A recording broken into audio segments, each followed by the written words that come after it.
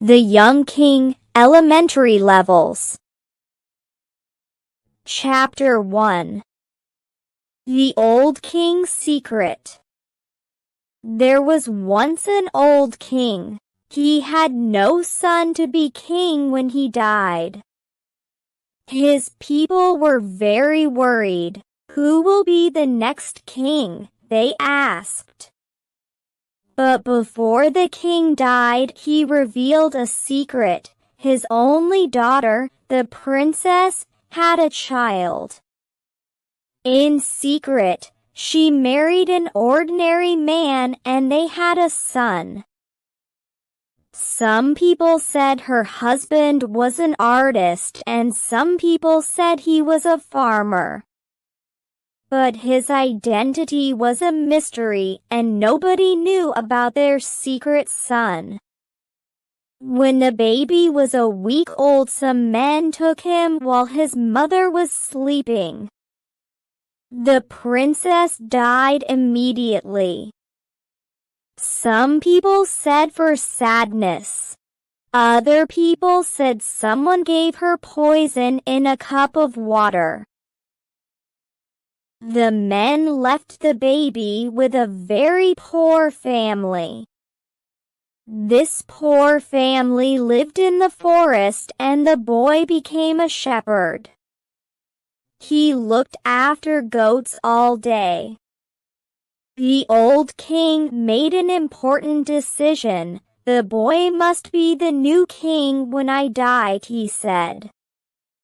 He sent his servants into the forest. Find the boy and bring him here. The servants found the boy and brought him to the palace. When the boy arrived, he was very happy. He immediately fell in love with all the beautiful things around him. He took off his old leather tunic and put on his fine new clothes. Then he began to explore the castle. He ran from room to room admiring all the beautiful statues, paintings, and jewels in the palace.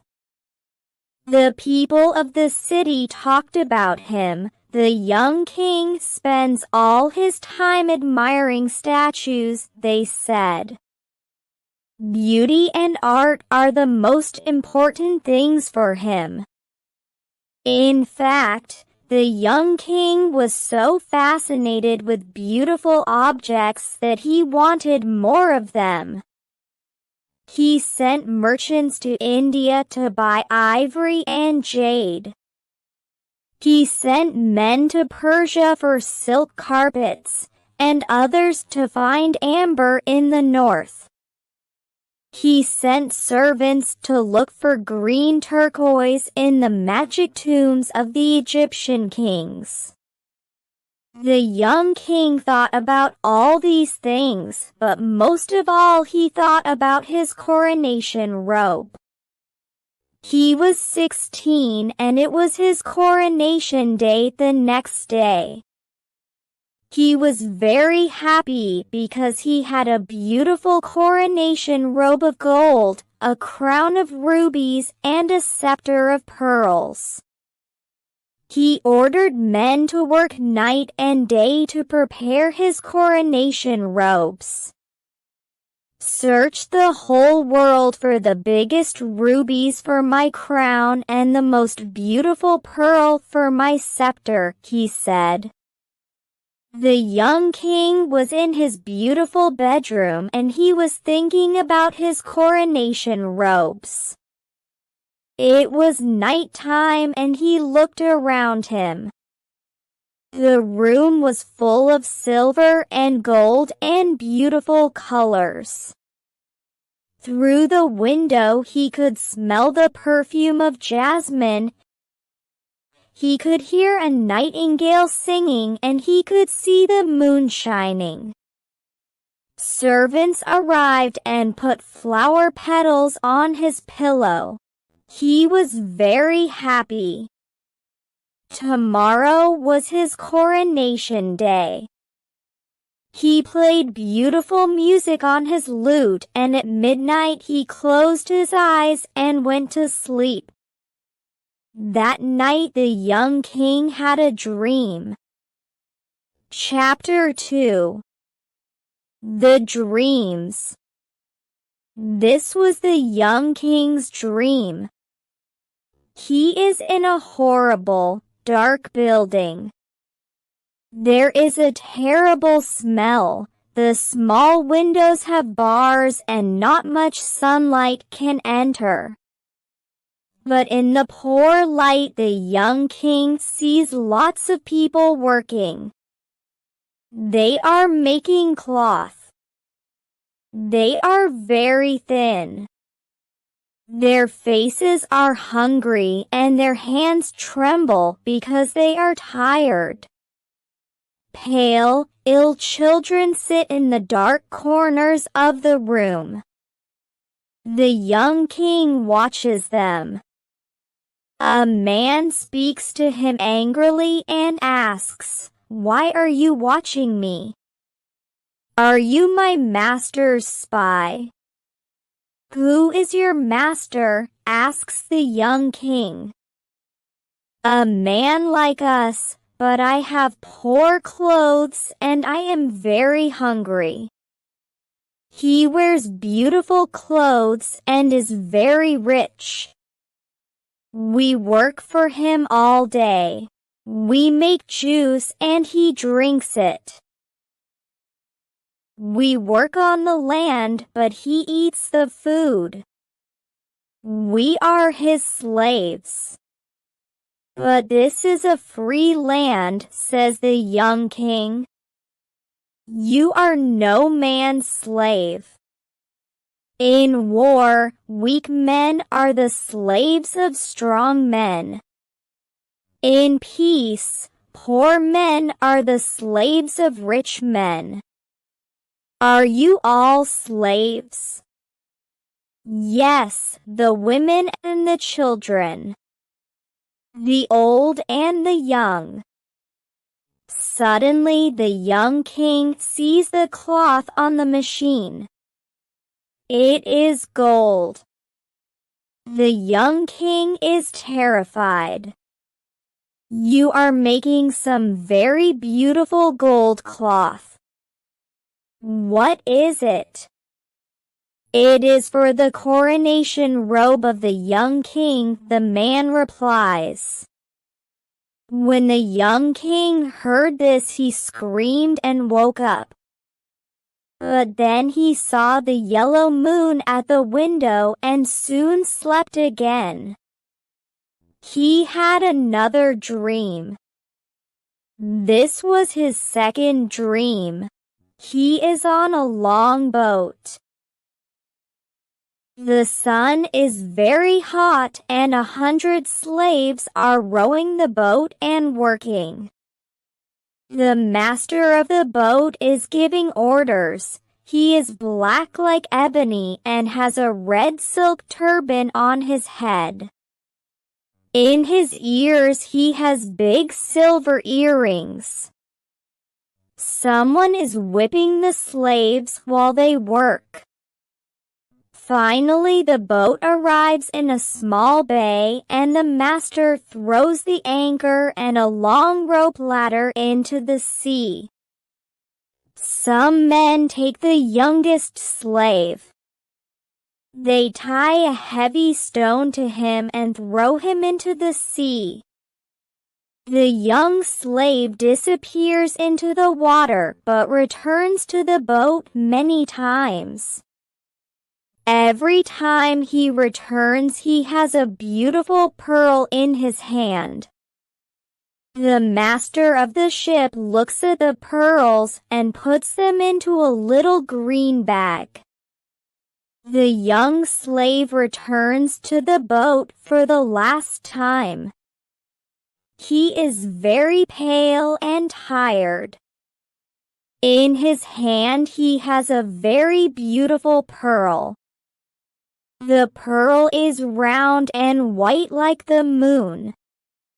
But the young slave's ears and nose are full of blood. He falls and dies, but the master of the boat laughs.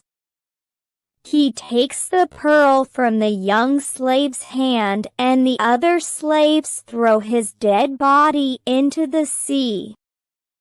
This pearl is for the scepter of the young king, he says. When the young king heard this, he screamed and woke up, but he saw the stars at the window and soon slept again. This was his third and last dream. He is in a tropical forest. It is full of strange fruit and beautiful, poisonous flowers.